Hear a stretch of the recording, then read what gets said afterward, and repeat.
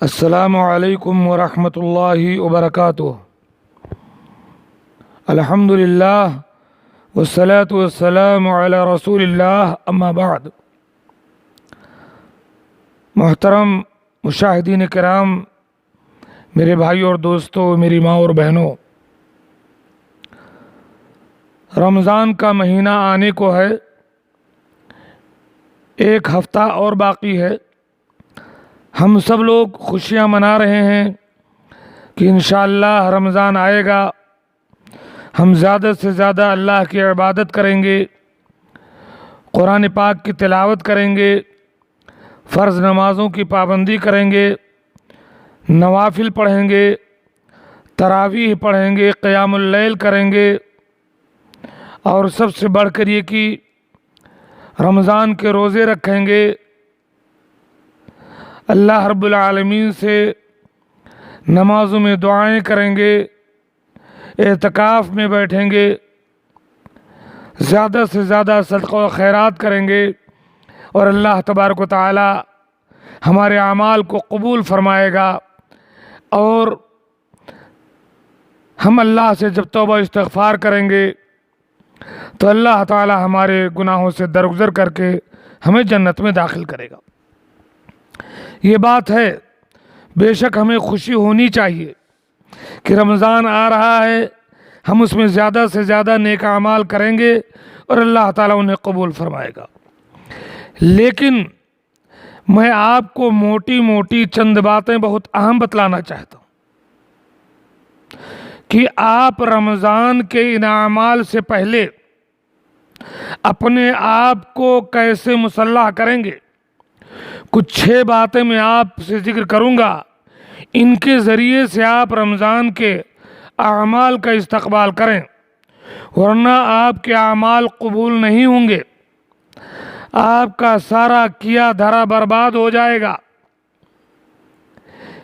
Number 1 میرے بھائی، اگر آپ کی زندگی میں شرک اکبر ہے اور آپ اس کی پرواہ کیے بغیر پوری رمضان آپ نے عبادت میں گزار دیا، آپ کا کوئی عمل قبول نہیں ہوگا۔ اگر آپ کی زندگی میں بدعات و خرافات بھری پڑی ہیں، آپ ہر عمل میں نئی نئی طرح کی بدعات ایجاد کرتے ہیں، عقائد میں بدعات، نمازوں میں بدعات، روزے میں بدعات، افطاری میں بدعات، سحری میں بدعات، تلاوت قرآن کے وقت بدعات، دعا کرنے کے وقت بدعات، اگر آپ کی زندگی بدعات سے بھرپور ہے تو آپ کا کوئی عمل قابل قبول نہیں۔ تیسری بات، اگر آپ کوئی بھی عمل دکھاوے کے لیے، دباؤ میں، لوگوں کے خوف سے، لوگوں کے اندر اپنے آپ کو سیٹ کرنے کے لیے کر رہے ہیں تو آپ کا کوئی عمل اللہ رب العالمین کے ہاں قبول نہیں ہے۔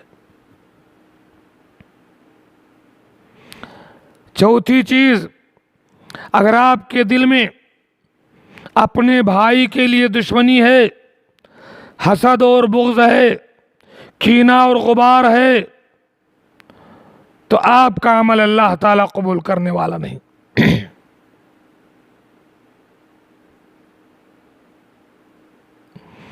پانچویں بات، اگر آپ کی روزی حرام ہے، آپ روزی کماتے وقت جھوٹ بول کر روزی کماتے ہیں، دھوکہ دے کر روزی کماتے ہیں، غلط مٹیریل بیچ کر روزی کماتے ہیں، سود کھاتے ہیں، رشوت لیتے ہیں، حرام طرح کی دلالی کرتے ہیں، تو آپ کی کوئی دعا قبول نہیں ہوگی۔ لاکھ آپ شب قدر میں دعائیں کریں، لاکھ سجدے میں دعائیں کریں، دعا قبول نہیں ہوگی۔ چھٹی بات، اگر آپ بندوں کے حقوق کی ادائیگی میں کوتاہ ہیں، کسی کا پیسہ آپ نے کھا لیا، کسی کی زمین غصب کر لی، کسی کو قتل کیا، کسی کو بے عزت کیا، کسی پر جھوٹا الزام لگایا ہے، تو آپ کے اعمال کا کیا فائدہ؟ وہ سارے کے سارے اعمال، آپ کے روزے، نماز، حج، زکوٰۃ، تلاوت قرآن، ساری کی ساری عبادات وہ بندے لے جائیں گے جن کے ساتھ آپ نے ظلم کیا ہوگا۔ اس لیے آئیے آنے والے اس رمضان کا ہم اس انداز سے استقبال کریں۔ نمبر 1، ہم بھرپور موحد بنیں، ہم اپنی زندگی کو ٹٹولیں کہ ہماری زندگی میں کہیں بھی شرک نہ ہو۔ اگر ہم نے شرک کیا ہے اور شرک کریں، ہمارا کوئی عمل قبول نہیں۔ اللہ تعالیٰ نے سورہ انعام میں 18 نبیوں کا نام زد ذکر کرنے کے بعد فرمایا کہ انہی لوگوں کا راستہ سیدھا راستہ ہے، وَلَوْ أَشْرَكُوا لَحَبِطَ عَنْهُمْ مَا كَانُوا يَعْمَلُونَ۔ اگر یہ لوگ شرک کریں گے تو ان کے سارے اعمال ہم برباد کر دیں گے۔ تو شرک اکبر کے ساتھ آپ کا کوئی عمل قبول نہیں ہے۔ اس لیے رمضان کے آنے سے پہلے پہلے آپ اپنی زندگی کو ٹٹول لیجئے اور ہر چھوٹے بڑے تمام قسم کے شرک سے توبہ کر لیجئے اور موحد بن جائیے، اور مسلسل یہ دعا کرتے رہیے، اللہم انی اعوذ بکا ان اشرک بکا وانا اعلم واستغفرک لما لا اعلم۔ یہ صحیح حدیث امام بخاری نے ادب المفرد میں اس کو روایت کیا۔ یہ دعا کرتے رہیں۔ دوسری چیز جو میں نے ذکر کیا، آپ جو بھی عمل کریں قرآن و سنت صحابہ کرام کے منہج پر آپ کا عمل ہو، آپ کی نماز نبی پاک کے بتائے ہوئے طریقے پر ہو، آپ کا روزہ رسول اللہ صلی اللہ علیہ وسلم کے بتائے طریقے پر ہو، آپ کی افطاری، آپ کی سحری، آپ کی تراویح، آپ کا تلاوت قرآن نبی پاک صلی اللہ علیہ وسلم کے بتائے کے طریقے پر ہو، اس میں آپ نے بدعات نہ ایجاد کی ہوں۔ اگر آپ کی عبادات میں کہیں بدعات کا دخل ہے تو بدعات سے توبہ کیجئے، ورنہ کوئی عمل بدعات کے ساتھ قبول نہیں ہے۔ آپ روزہ رکھیں گے تو کہیں گے نویت بصوم غدن، یہ بدعات ہے، اس کا کوئی ثبوت نہیں۔ افطاری کے وقت بے ثبوت دعائیں پڑھیں گے، دیر سے افطاری کریں گے، بدعات۔ تو نماز پڑھیں گے تو جو ہے زبان سے نیت کریں گے، بدعات ایجاد کریں گے، دعا کریں گے تو بدعات ایجاد کریں گے۔ اے اللہ نبی کے صدقے، حسن حسین کے صدقے ہماری دعا قبول کر۔ ہمارے سارے اعمال میں اگر بدعات ہے تو اللہ کے ہاں یہ عمل قبول نہیں ہے۔ صحیح مسلم کی حدیث، اللہ کے نبی صلی اللہ علیہ وسلم نے فرمایا من احدث فی امرنا ھذا ما لیس منہ فہو رد۔ جس نے ہمارے اس دین میں کوئی نیا کام ایجاد کیا تو وہ مردود ہے، ناقابل قبول ہے، ایسا کوئی عمل قبول نہیں۔ تو آپ اپنے آپ کو ٹٹول لیں، رمضان کے آنے سے پہلے زندگی میں آپ کی کہیں بھی کسی طرح کی بدعات ہے اس سے دامن جھاڑ لیں اور بدعات چھوڑتے ہوئے رمضان کا استقبال کریں۔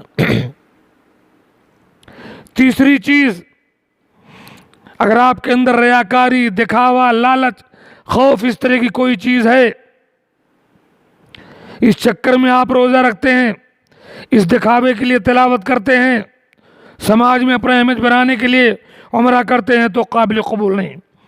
آپ کو مخلص ہونا پڑے گا، آپ کو یہ ماننا پڑے گا، یہ عہد کرنا پڑے گا کہ آپ کا تمام عمل صرف اور صرف اللہ کو خوش کرنے کے لیے ہو، آپ کے عمل میں خلوص اور للہیت ہو۔ تو اخلاص اور للہیت کے ساتھ رمضان کا استقبال کریں اور سارے اعمال کریں۔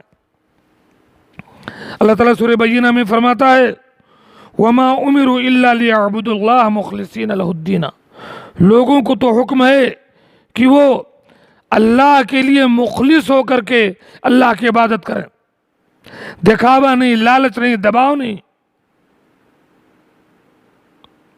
قل ان صلاتی ونسکی ومحیای ومماتی للہ رب العالمین، میری نماز، میری قربانی، میری زندگی، میری موت سب اللہ کے لیے۔ اس تصور اور اخلاص کے ساتھ رمضان کا استقبال کریں اور رمضان کی عبادتوں سے فائدہ اٹھائیں۔ ورنہ آپ جانتے ہیں ترمذی کی وہ حدیث کہ جن 3 آدمیوں کو سب سے پہلے جہنم میں ڈالا جائے گا، دکھاوے کے لیے قرآن کی تلاوت کرنے والا، دکھاوے کے لیے جہاد کرنے والا، دکھاوے کے لیے صدقہ کرنے والا، تینوں کو اللہ تعالیٰ جہنم میں ڈال دے گا اور وہ عمل قبول نہیں ہوگا۔ تو اگر اخلاص نہیں ہوگا تو آپ کا کوئی عمل قبول نہیں۔ تو اخلاص کے ساتھ رمضان میں داخل ہو، اس کا استقبال کریں۔ چوتھی بات جو میں نے کہی، اپنے دل کو صاف کرتے ہوئے کینہ اور بغض، حسد، غبار سے جو آپ کے سینہ اپنے بھائی کے خلاف، اپنی بہن کے خلاف، اپنے باپ کے خلاف، اپنی ماں کے خلاف، اپنے دوست کے خلاف، اپنے پڑوسی کے خلاف، اپنے روم پارٹنر کے خلاف، اپنے کمپنی والے کے خلاف، مسلمانوں کے خلاف جو آپ کا کینہ، بغض، عناد اور کینہ کپٹ سے بھرا ہوا ہے، اس سینے کو صاف کرتے ہوئے رمضان کا استقبال کریں، ورنہ آپ کے سارے اعمال دھرے کے دھرے رہ جائیں گے اور آپ کو لٹکا دیا جائے گا، آپ کے لیے جنت کا دروازہ نہیں کھولا جائے گا۔ آپ کا روزہ بیکار، آپ کی نماز بیکار، آپ کی تراویح بیکار، آپ کی تلاوت بیکار، آپ کے شب قدر بیکار، آپ کا عمرہ بیکار، لٹکا دیا جائے گا آپ کو، آپ کا کوئی عمل اللہ کے یہاں نہیں پہنچے گا۔ اس لیے اپنے سینے کو بغض و عناد، حسد، غبار سے پاک کرتے ہوئے تمام مسلمانوں سے محبت کا معاملہ کرتے ہوئے رمضان میں داخل ہوں۔ صحیح مسلم کی حدیث ہے، اللہ کے رسول صلی اللہ علیہ وسلم نے فرمایا تعرض الاعمال علی اللہ یوم الاثنین والخمیس فیغفر لکل عبد لا یشرک باللہ شیئا، ہر سوموار کو، ہر جمعرات کو بندوں کے اعمال اللہ کے دربار میں پیش کیے جاتے ہیں، اللہ تعالیٰ ان کو جانچتا ہے، چنانچہ ہر اس بندے کے عمل کو قبول کر لیتا ہے اور جنت کا دروازہ اس کے لیے کھول دیتا ہے۔ الا من کانت بینہ و بین اخیہ شحناء، مگر ایسے تمام لوگوں کے اعمال کا دفتر رد کر دیتا ہے، اعمال کو ہٹا دیتا ہے جن کے دلوں میں اپنے بھائی کے لیے بغض و عناد ہو، جن 2 آدمیوں کے درمیان قطع تعلق ہو، جن 2 آدمیوں کے درمیان دشمنی ہو، جن 2 آدمیوں کے درمیان بغض و عناد ہو، ایسے لوگوں کا عمل قبول نہیں کرتا، ایسے لوگوں کے لیے جنت کا تالا نہیں کھولا جائے گا۔ اللہ تعالیٰ کہے گا اترکوا ھذین حتی یصطلحا، ان کی بخشش روک دو، ان کے عمل کا قبولیت روک دو، ان کے لیے جنت کا گیٹ بند کر دو جب تک یہ صلح نہ کر لے۔ تو جن جن سے آپ کی دشمنی ہے، بات چیت بند ہے، قطع تعلق ہے، فون کرو، ملاقات کرو، بات چیت کرو، دشمنیاں ختم کرو۔ وَكُونُوا عِبَادَ اللَّهِ اخوانا، بھائی بھائی بن کر رہتے ہوئے رمضان کا استقبال کرو اور رمضان میں اعمال کرو، اللہ تعالیٰ عمل قبول کرے گا۔ 5ویں بات، حرام روزی کھا کھا کر کے، حرام طریقے سے مال کما کما کر کے جو ہم رکھے ہیں اسے استعمال کرتے ہیں، اس کے استعمال کے ساتھ اللہ تعالیٰ دعائیں قبول نہیں کرتا۔ رمضان میں آپ لاکھ دعائیں کریں گے، اگر حرام کھا رہے ہیں دعا قبول نہیں ہوگی۔ اس لیے تھوکیے، اپنی روزی کو پاک کیجئے، جھوٹ بولنا، دھوکہ دینا، سود، رشوت، چور بازاری، ڈپلیکیٹ مال بیچنا، جھوٹ بول کر مال بیچنا، گراہک کو دھوکہ دینا، مالک کو دھوکہ دینا، یہ سب چھوڑیے، حلال روزی استعمال کیجیے۔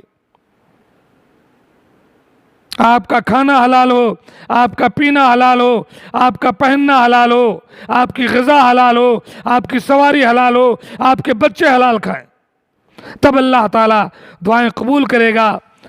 رمضان کے آخری پہر میں، رات میں، افطاری کے وقت دعا قبول ہوگی، شب قدر میں دعائیں قبول ہوں گی، تب نا تو اس لیے اپنی روزی حلال کیجیے۔ اللہ کے رسول صلی اللہ علیہ وسلم سے ایک بار حضرت سعد نے سوال کیا کہ یا رسول اللہ آپ میرے لیے دعا کر دیں، میں مستجاب الدعوات ہو جاؤں، اللہ میری دعائیں قبول کیا کرے۔ آپ نے فرمایا یا سعد اطب مطعمک تکن مستجاب الدعوات، سعد اپنی روزی حلال کر لو، مستجاب الدعوات ہو جاؤ گے۔ اور صحیح مسلم کی حدیث، بہت مشہور معروف صحیح حدیث، کہ اللہ کے نبی صلی اللہ علیہ وسلم نے فرمایا ایک بندہ سفر کر کے آتا ہے غبار سے ہٹا ہوا، اللہ کے دربار میں دعا کرتا ہے، یا ربی میری یہ دعا قبول کر، میری وہ دعا قبول کر۔ وَمَطْعَمُهُ حَرَامٌ وَمَلْبَسُهُ حَرَامٌ وَمَشْرَبُهُ حَرَامٌ وَغُذِّيَ بِالْحَرَامِ فَأَنَّىٰ يُسْتَجَابُ لِذَٰلِكَ۔ بڑی بڑی دعائیں کرتا ہے، اس کا کھانا حرام، اس کا پینا حرام، اس کا لباس حرام، اس کی غذا حرام، ایسے آدمی کی دعا قبول نہیں ہوگی۔ اپنی روزی حلال رکھتے ہوئے آؤ، رمضان کا استقبال کرو، عبادات کرو، دعائیں کرو، اللہ تعالیٰ قبول کرے گا۔ اور آخری بات، بہت ساری باتیں ہو سکتی ہیں، اس وقت میں نے اتنی سی بات جمع کی تھی۔ آخری بات، اللہ کے بندوں کے ساتھ اپنے معاملات کو درست رکھو، کسی کا حق نہ مارو، اگر کسی کا حق مارا ہے سارے اعمال برباد ہو جائیں گے، جہنم مقدر ہوگی۔ اس لیے سب کے ساتھ عدل و انصاف کا معاملہ، اپنے بھائی کے ساتھ، اپنی بہن کے ساتھ، اپنے بچوں کے ساتھ، اپنی بیٹی کے ساتھ، اپنی بیوی کے ساتھ، اپنی ماں کے ساتھ، اپنے باپ کے ساتھ، اپنے پڑوسی کے ساتھ، تمام لوگوں کے ساتھ آپ کا معاملہ عدل اور انصاف کا ہونا چاہیے۔ کسی پر آپ کی ذات سے ظلم نہیں ہونا چاہیے، کسی کو آپ کی ذات سے تکلیف نہیں ہونی چاہیے، ورنہ پھنس جائیں گے قیامت کے دن۔ صحیح مسلم کی حدیث ہے، اللہ کے نبی صلی اللہ علیہ وسلم نے فرمایا ایک بار صحابہ سے، اتدرون من المفلس، تمہیں پتا ہے مفلس کون ہے؟ صحابہ نے کہا المفلس فینا من لیس عنده دینار ولا متاع، جس کے پاس روپیہ پیسہ نہ، وہ مفلس ہے، فقیر ہے۔ آپ نے فرمایا نہیں، المفلس فی امتی من یاتی یوم القیامہ بصلاۃ وصیام وصدقۃ ویاتی وقد شتم هذا واکل مال هذا وقتل هذا وظلم هذا فیعطى هذا من حسناته وهذا من حسناته فإن فنيت حسناته أخذ من خطاياهم فطرحت عليه ثم طرح في النار۔